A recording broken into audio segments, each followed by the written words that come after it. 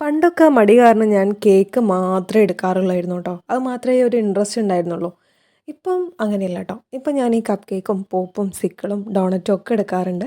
Especially ഡോണറ്റിനോട് എനിക്ക് ഭയങ്കര എന്താ പറയുക ഇൻട്രസ്റ്റോട് കൂടി ഞാൻ നല്ലപോലെ എൻജോയ് ചെയ്തിട്ടാണ് കേട്ടോ ആ വർക്ക് ചെയ്യാറ്.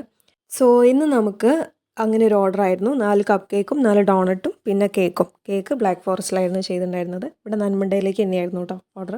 ദെൻ നമുക്കൊരു 1 kg വെയിറ്റ് വരുന്ന ഡ്രീം കേക്ക് ഉണ്ടായിരുന്നു. അത് നമുക്ക് കരുമല ഉപ്പും പെട്ടിയിലേക്കായിരുന്നു കേട്ടോ.